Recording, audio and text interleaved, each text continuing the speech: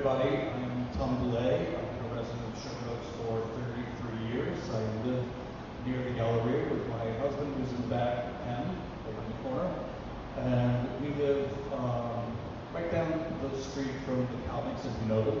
I want to thank you, the board of the Homeowners Association, for inviting me here to speak this evening.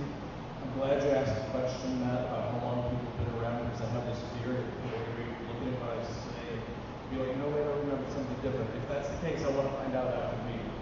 So with that, I will move into the presentation. I hope you enjoy it and find some new things that you may not have known. This is really just a story about how Sherman Oaks was founded. There's a little bit of content of pre-founding of Sherman Oaks to tell you about who founded Sherman Oaks. And there's one question I wanted to ask. How many of you know why Sherman Oaks is named Sherman Oaks? Okay, y'all don't count because I've told you. So, okay, good. Glad to hear it. So let's rock and roll, and then most of the presentation will be from the founding of Sherman Oaks up until around 1980, and then we'll wrap up. But there was a song in 1944 sung by Bing Crosby, and it's called San Fernando Valley.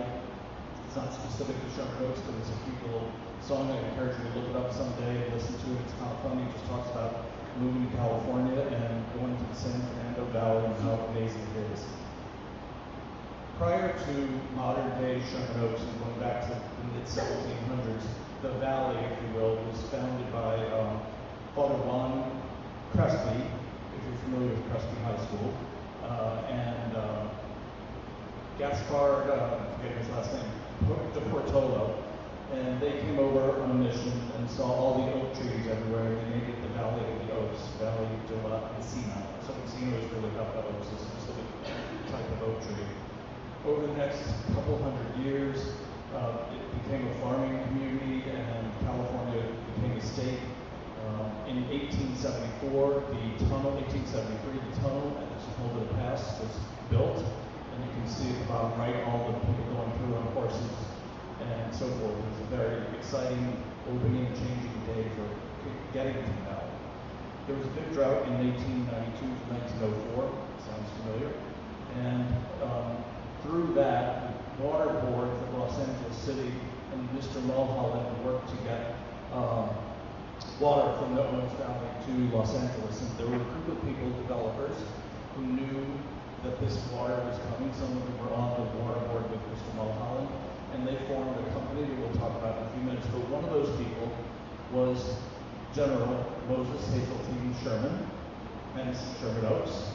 He lived from 1853 to 1932, and he was called General. He was born in 1853. He married Harriet Emily Pratt in 1885. They had 3 children, 2 together, and one that he adopted from Harriet's first marriage.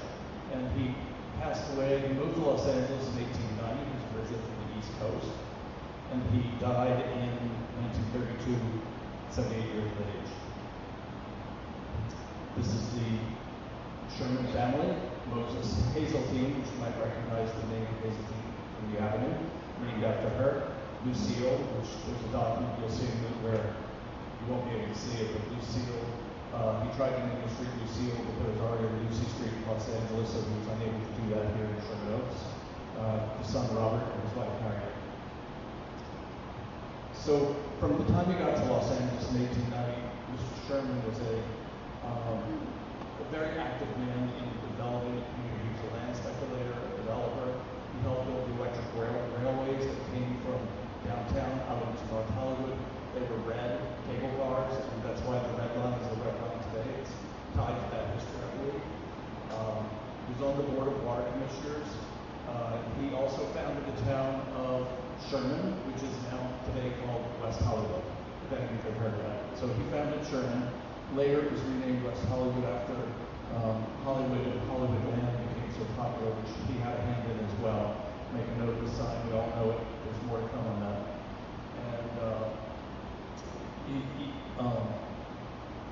And so he was very actively involved in a whole lot of different things, including naming, we like naming things after himself apparently, so there's Sherman Way, there's Sherman everything.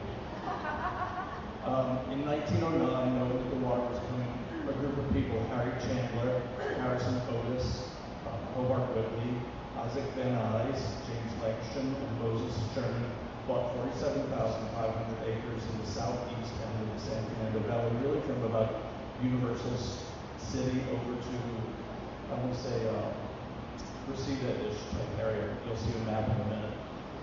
Moses Sherman bought 1,000 acres, really anchored at Ventura and Sepulveda and up into the hills primarily, and the neighboring area. So this was a big map, and I know you can't see all the detail. Van Nuys is over here on the far right. Owensmouth, which is later called, I think, Reseda or Nova Park.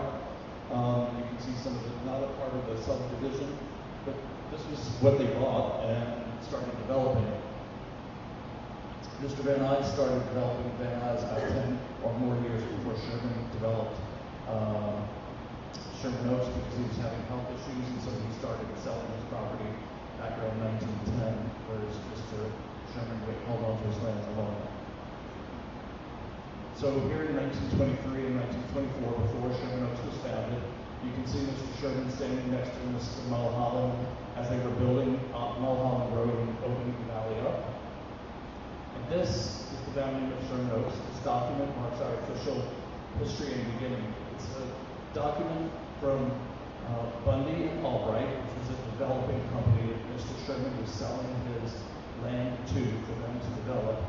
And it's dated October 18, 1927. It was addressed to Mr. Arnold Haskell, as in Haskell Avenue, who worked with Mr. Sherman for probably 40 years in his business of development.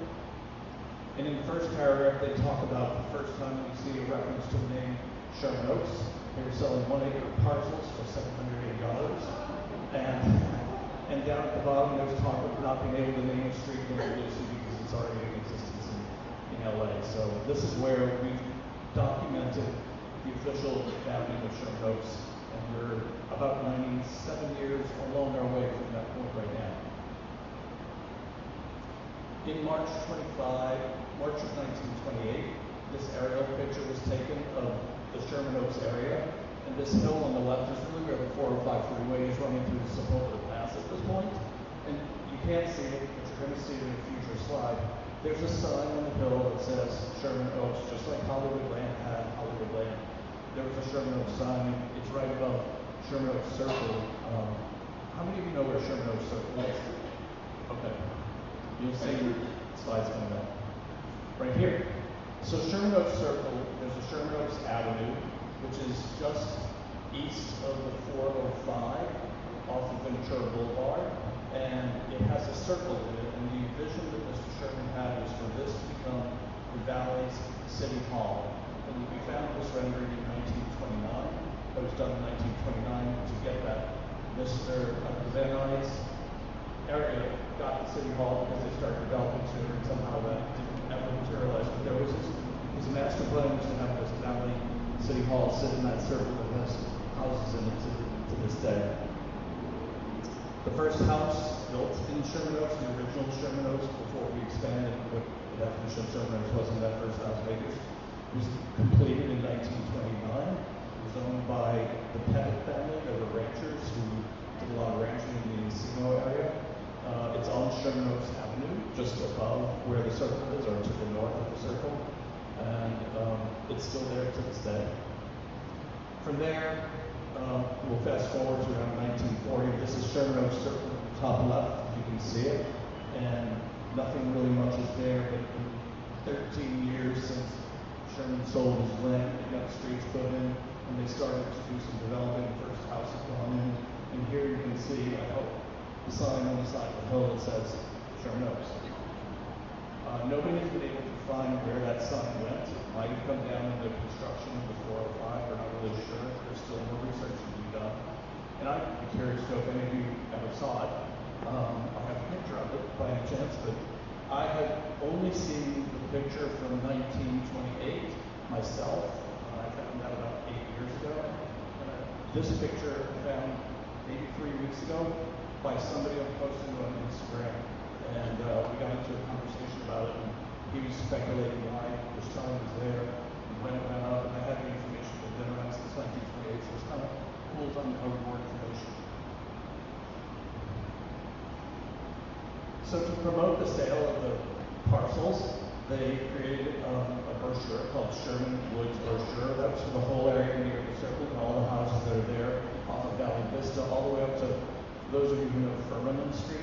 It's the line where Encino begins and Sherman Oaks ends. So all of that neighborhood is referred to as Sherman Woods, and this is a 3-page brochure. This is the first page. It didn't say lots 800 to 1200. I added that on to the presentation. But they were selling lots in the neighborhood for $800 to $1,200 plus each. Second page is just really trying to depict the quality of life here in Sherman Oaks and in San Fernando Valley that they were promoting to sell the property.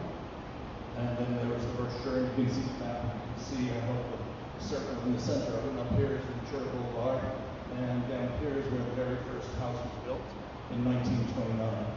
And today there's a street that cuts through here to get to Sepulveda Boulevard that takes you onto the freeway too. But they didn't know about the 405 back in 1940. So anyway, early years, the 2740s, you can see this is the corner of Ventura and Van Nuys, basically one looking east, and there's a Cahuenga Park, Bundy and Albright developments on street. And on the left, on the right picture, on the very left side, you can see where the building is, where Crave is, and Crave Sushi, at the corner of Ventura and Van Nuys. It's one of the oldest buildings, sort of the commercial area of the city. So I'm going to go through a lot of pictures now of places that some have come and gone, some are still around. This was the Steele's Motor Lodge. It sits on Ventura Boulevard, where there's a Chase Bank now, sort of across the side street from McDonald's and down from Casita and Ralph's near Hazeltine. It was there from the 20s until the late 1980s, and was torn down at that time. This is a historic home that's on the Los Angeles Cultural Monument list on Magnolia Boulevard, built in the 1920s. It's still there today. Buck Jones was a movie star in Western films, and he had a home built on Magnolia Boulevard in Hazeltine. It's no longer there, but it was built in 1937. He later sold it in the 1950s to Marquette Schools, which had started in Hollywood and moved to Van Nuys, and then later bought his house. And then when they vacated it, I think it was torn down. There's an apartment building there today. Lorena, we're all familiar with, back in its original day in 1937, and sort of a visual image on the bottom right of more of the modern structure. It kept the face of the original movie theater, but it's obviously the structure's altered greatly as things have developed. Horace Heights on Magnolia Boulevard, just by the park, was bought in 1939. It was 10 acres of citrus, and Horace Heights acquired it. He was a celebrity, an actor, a singer. He'd been in some movies and things like that. This is a 1939 freeway plan of maps. You can see the Hollywood Parkway and Sepulveda Parkway back in 1939 for future purposes. And then there's the park, which we're also grateful to have the green space. 1947, the American Legion donated to the city of Los Angeles, and the city got some financial help from the state to get the 10 acres as well. There was an agreement to build a memorial that has never been built to this day. The park expanded over time to 67 acres, and I've enjoyed it many times myself. I imagine most people in here have over the course of years. The Sherman Theater, built in 1949, was there until the early 1980s, and then its demise when Blockbuster and other home video organizations were able to take market share, essentially, and it was closed. And there's now, it's where El Rancho used to be, and there's an office building there, and there's an Argentinian restaurant on the ground floor, the name I'm not remembering right now. Chase Knowles was built in 1949. I imagine many of you are familiar with it, and it's still been preserved to this day. And then there's always the Casa de things. There's Cadillac Patrol at the gas station. There was a car wash, Casa de Cascade. Some of you may remember all of them. Some of you, this may be news to you. The bottom right picture is James Dean on the day he died in his fatal car crash at Casa de Patrol, gassing his car up before he hopped on the road to head to, I forget the city he was going to, but as far as Pacific Coast Highway. He lived in a house in Sherman Oaks, the last house he lived in was on 7th Street. These are just more pictures of Casa de Patrol and Casa de Cascade, the car wash. And I wanted to back up for a second and point out that when Casa de Cadillac first opened in 1949, it was called Don Lee Cadillac. Don Lee was he was in broadcasting, but he also had exclusive rights to West Coast Cadillac distribution, and he named it Don Lee, but it was purchased a year later and renamed Casa de Cadillac. Casa Vega since 1956. How many of you been to Casa Vega? There we go, okay. And then Otto's Peak Pig, I never knew about it, but it was in the 1940s. Did you go? Sweet 16 party, perfect, okay. Good memories, I hope. So, anyway, it's gone at this point. Castor Elementary was designed by Richard Nugent, who've heard of him, a very famous architect, back in 1953. Liberace had a home in 1953 in Sherman Woods, back to the first neighborhood we were talking about on Valley Vista Boulevard, at the corner of Sherman Oaks Avenue and Valley Vista Boulevard. And some of you may have seen the famous, iconic, piano-shaped pool in the backyard. I believe it's still there to this day. Yes.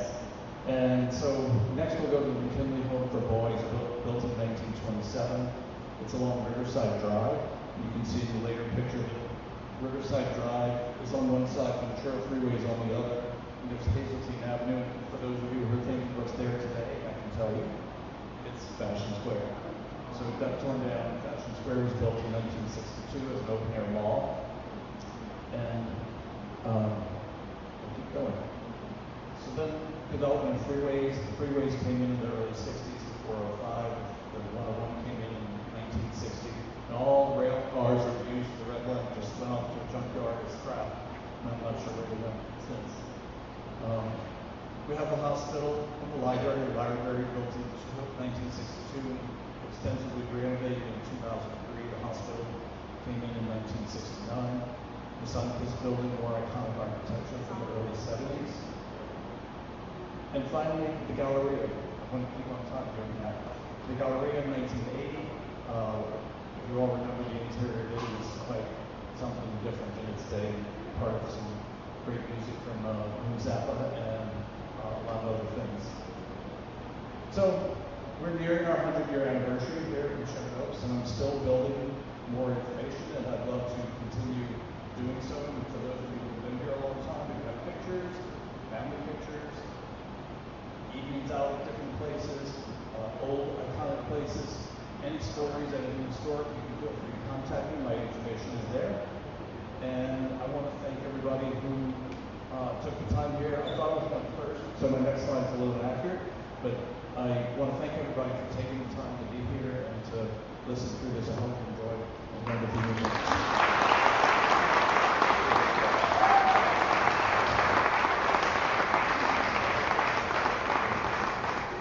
What a great job. Thank you, Tom. Another round of applause for Tom.